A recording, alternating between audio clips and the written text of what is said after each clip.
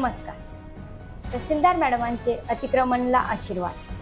जळगाव शहरात मध्यवर्ती ठिकाणी तहसील कार्यालय या परिसरात अतिक्रमण वाढले आहे. रस्त्यावर दुचाकी व चारचाकी वाहने येणाऱ्या जाणाऱ्या लोकांना त्रास मोठ्या प्रमाणात होतोय. या ठिकाणी खाजगी वाहने, या ठिकाणी स्टॅम्प वेंडर आणि तहसीलचे अनधिकृत काम करणारे लोकांनी कायमस्वरूपी टेबल खुर्च्या व तेथे पाल बांधून कच्चे दुकानं विनापरवानगी थाटले आहेत.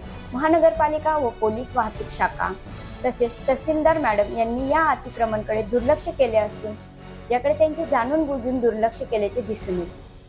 शासकीय अधिकारी माननीय तहसीलदार मॅडम शीतल राजपूत यांचे रोज कार्यालयात येणे जाणे असतानाही अतिक्रमणकडे दुर्लक्ष करीत असल्याची चर्चा जनतेत आहे. एजंटांकडून कामाचे हप्ते येत आहेत म्हणून अतिक्रमण काढून टाकले जात नाही अशी चर्चा सर्वत्र आहे.